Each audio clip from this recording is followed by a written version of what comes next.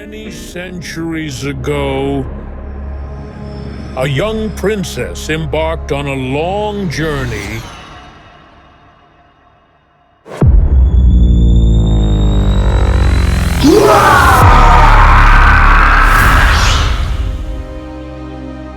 She hoped to prevent an impending war between her father's kingdom and the neighboring kingdom. But she was captured and detained by a group of evil forces who had planned to feed on the blood of fallen warriors in the battlefields.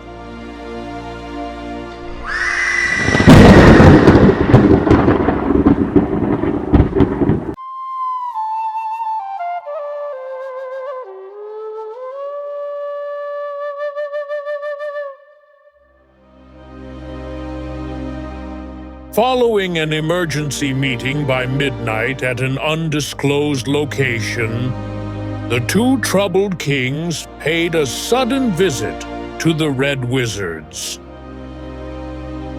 The stillborn night whispered horror and uncertainty into their ears as they made way through the lonely dark forest with dim, flickering oil lamps.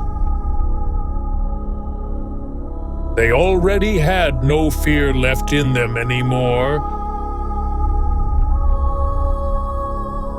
All they had left was hope.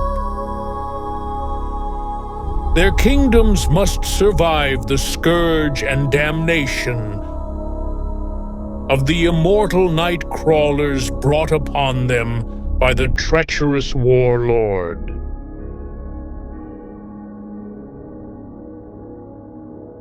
The brave kings filtered through the lonely dark paths like hypnotized butterflies.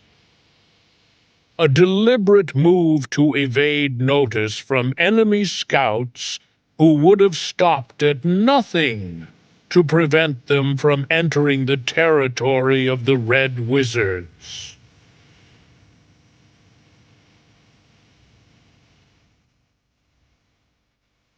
Achulike's mighty army camped in Okwemeke, an expanse highland east of Ezedibia.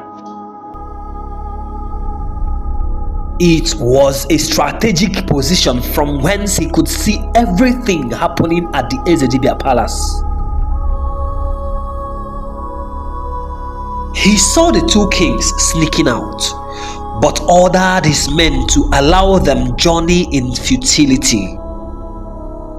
Since the Red Wizards failed once, they would fail again, because the two immortal forces were on his side. Dark magic and sorcery meant nothing to him anymore. The proud warlord said to his battalion, "Eat, drink, rest well. Tomorrow we shall crush whatever is left of those two weaklings. The throne is mine. I am king. I will reign forever. Not even the gods can stop me."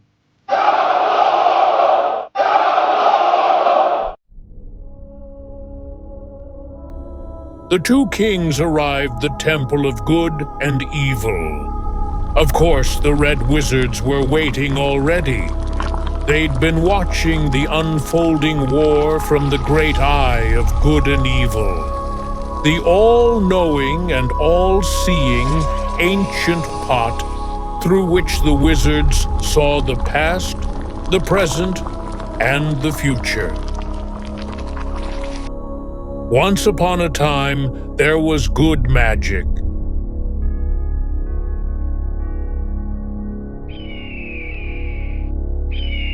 Then again, there was dark magic. A great contest arose between the two factions. Whoever won would rule the kingdom of ancient sorcerers. Dark magic prevailed.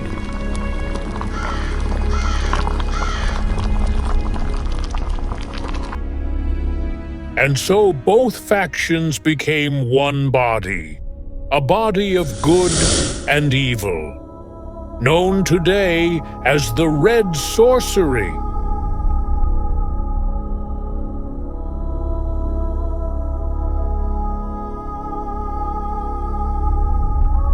The two kings begged the Red Wizards to fight on their side once again, to rescue the abducted princess. The Great Wizard was excited about the invitation. He wished for his clan to mingle among normal humans and be treated without prejudice. Surely it was a step in the right direction. He would have loved to fight to the last man standing, if not for one big obstacle. Dark magic has no effect on immortal beings.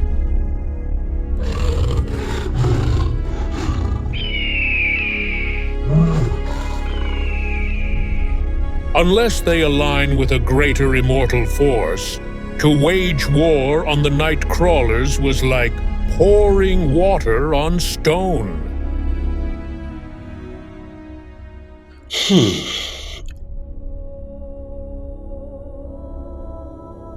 Njoku thought to himself, there must be a way out. Then he said to the Great Wizard, Is there no other way out aside fighting with an immortal ally? In reply, the Great Wizard said to him, Yes, there is indeed another way, but that way is suicide. To conquer the night crawlers, we must prepare a rare portion, the elixir of death. Njoku drifted into more confusion. He'd only heard of the elixir of life. The Great Wizard saw through his mind, then smiled and said to him, You may not have heard, but that name must not be mentioned outside the walls of this coven. No being is immune to the poison of the gods, not even the gods themselves. He called the potion Okuiboko, king of all poisons. According to the Great Wizards, to assemble Okuiboko sounded like suicide. The Great Wizard said to the two kings, To make the elixir of death, we need the pubic hair of a menstruating goddess, the horn of a black unicorn, the tears of a wounded immortal lion, and the venom of a blind albino cobra. Gutted and disoriented, Ezobi shook his head. Hope slowly crept away from his lungs as he took a deep breath. All of a sudden, his eyes widened with excitement. A strange idea struck him. Legend had it that Ndi Binohia and Ndiago were sworn enemies. The two immortal clans never saw eye to eye. They had remained sworn enemies from time immemorial. Since Achulike sold his soul to Ndiago in exchange for protection and also did the same to Ndi Binohia, he automatically sets the two immortal clans against each other for a future clash of interest. If only the truth can be revealed to Ndiago, maybe then they might forsake the warlord. Better still, they may want to punish him for deceiving them, invariably fighting on our side. Everyone affirmed the idea. There was hope after all. But then again, someone had to go to Ndiago. No one ever journeys to Ndiago and returns alive or the same. It's either you lose your life or you offer something greater than your life. Who would go to Ndiago? I will go. Njoku blotted out, his eyes red with pain and passion. If my life is all it takes to save my daughter and keep my people away from damnation, then so be it. The king of Ezoba took his leave at once. He must make hay while the sun stays. Actually, he had already planned to finish Azedibia off by the dawn of the following day. Ezoba would be the final conquest destination. Being crowned as king of Ezoba had always been his long-standing ambition. But making the good old king beg for his life would be his greatest delight. During the times of intertribal warmongering, the conquer and occupy era of African dynasties, Actually, his great-grandfather fought side by side with Eze Njoku's great-grandfather. He was, in fact, the star champion. the two heroes defended the people with everything they had. After the victory, Achulike's great-grandfather went after a strange woman he spotted from the battlefield. Njoku arrived the village before Achulike's great-grandfather. The happy villagers rallied round him and crowned him king, believing that Achulike's grandfather was slain in battle.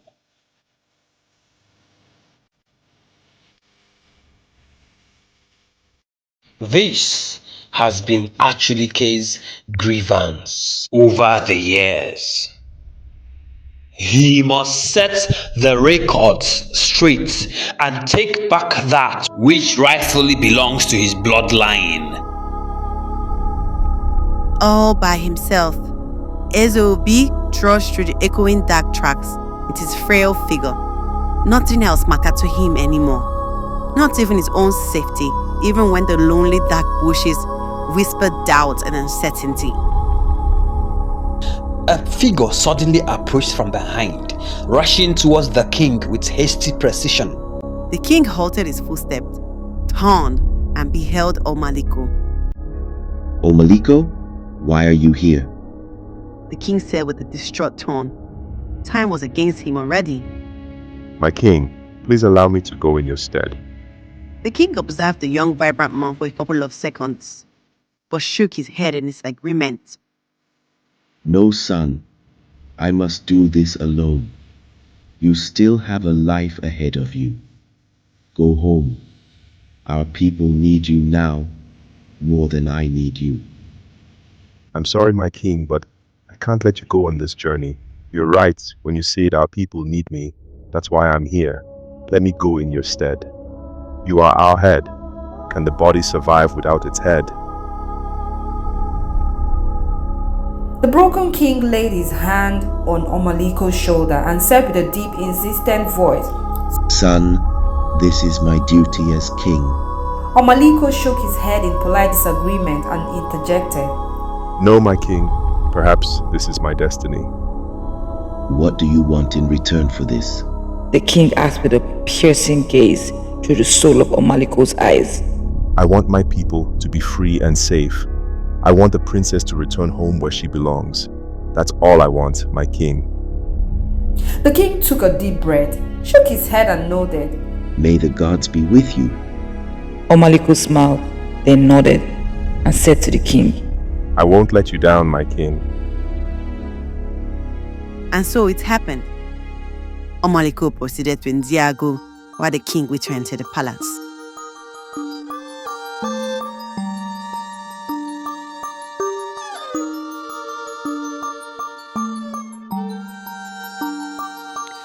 Omaliko made way with hasty steps. He must get to Ndiago before sunrise. Doom awaits his people at dawn. He must not fail. Many years ago, Omaliko and Princess Olaedo were inseparable. They grew fond of each other, never left each other's sight until adulthood.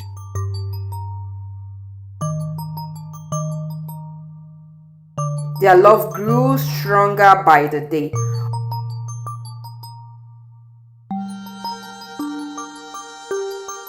Their love grew stronger by the day until a sacred tradition stood in the way. The beautiful princess was ripe for marriage. And by tradition, only the strongest man in Ezoba can take her hand in marriage. This was determined in a wrestling contest.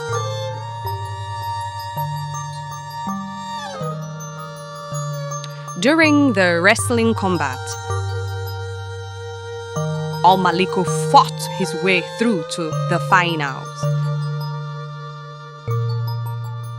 But then, he lost to Achilike.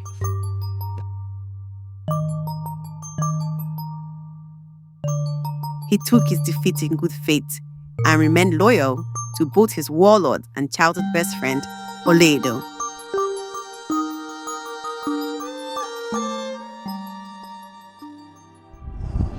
Omaliko arrived in Ndiago but marveled at what he saw. Contrary to the folk stories, Ndiago was a beautiful place.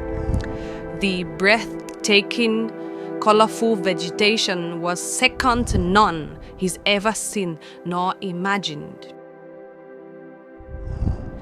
He'd expected to see nothing but human bones and perhaps pieces of rotten flesh littered everywhere, just as the famous moonlight stories described Ndiago.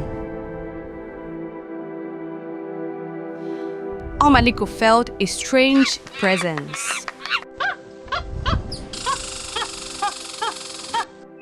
The nearby birds and squirrels on treetops began to wave with sudden excitement as though paying reverence to divine presence.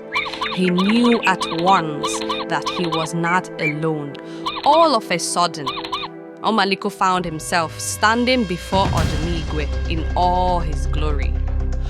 Upon beholding the mighty lion, he fell on his knees. Odumigwe was the paramount ruler of Ndiago, his glory so overwhelming. Who are you and what brings you here? May you reign forever, Great One. I am Omaliko. I come in peace. I seek hope for my people. The great lion observed Omaliko, scanned through his heart and soul, and then smiled to him. Your soul is pure, your heart is filled with love. Why risk coming here? Did you not hear the legends? Forgive me, Great One. Desperate times call for desperate measures. My people stand a grave risk of oblivion in the hands of a wicked warlord who has pitched his tent with the immortal night crawlers. The evil ones seek to enslave my people. Odumigwe's face rumpled at the mention of Ndibinohia. The hate under his breath was so obvious, Omaliko could tell how much the immortal king despised the night crawlers. Walk with me. He said this with a calm voice to Omaliko, and the brave warrior followed him. Who dares walk on the same path with treacherous evil? Odumigwe mumbled this as they walked past a pride of curious lions. His name is Acholuke, the warlord and commander of my king's army. Omaliko replied as he strove hard to keep his breath from breaking apart. That name rings a bell. Yes, it does. Rumors have it that he owes his soul to you. Oh, I remember him. How dare he?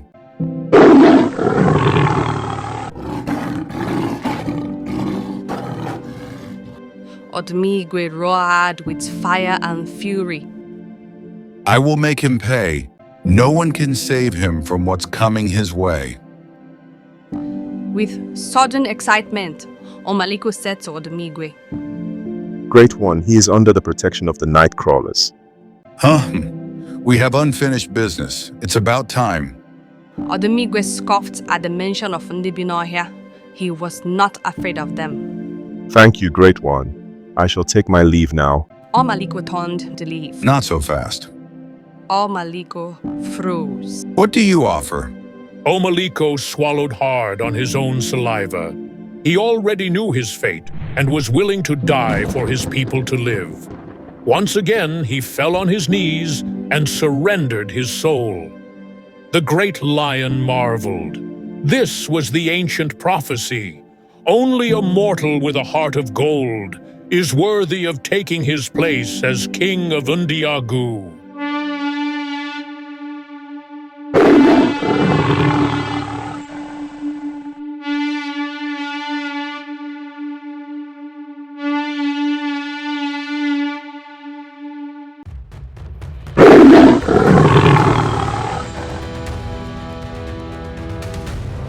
The people of Ezoba and Ezejide awoke the following morning to the greatest wonder mankind has ever seen.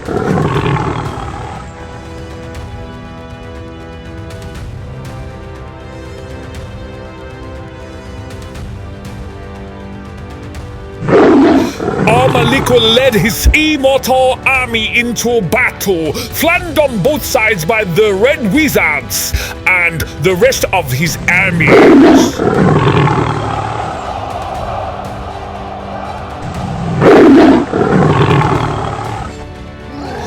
Achuluke heard about the advancing army and summoned the hordes of Idibilo here.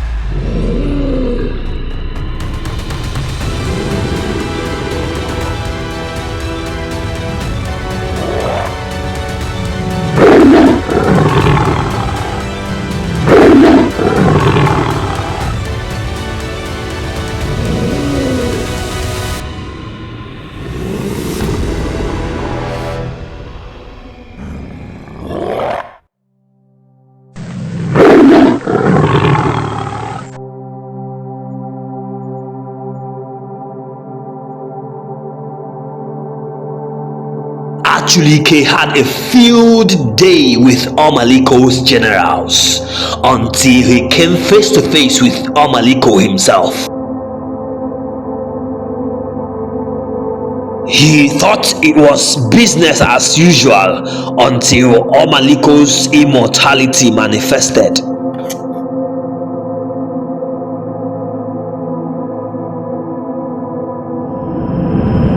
He never saw it coming, and so he was not prepared.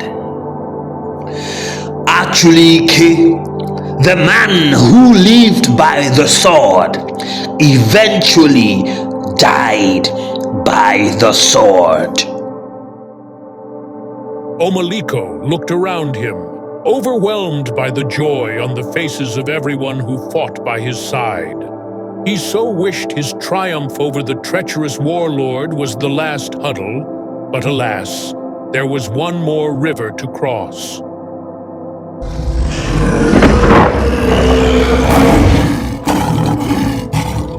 The eternal battle of good and evil.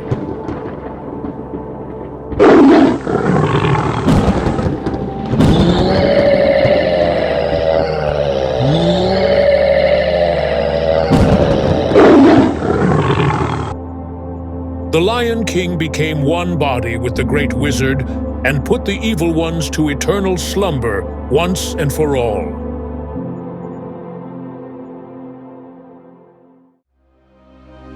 Omaliko rushed into the deserted caves in search of the missing princess.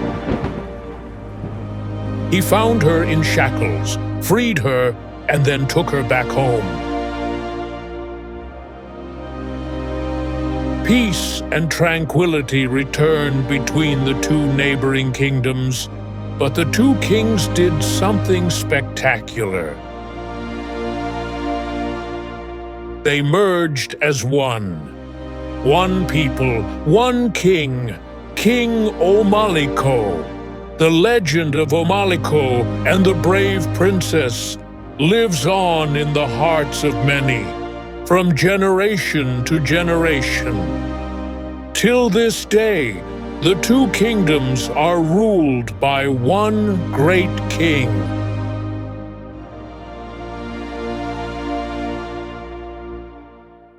Thanks for watching. Moving so sweet and like a chocolate boy. I'm so sweet and like a bling bling. Ay, I got the shine to go. Yay! I'm never gonna quit again till the day I die.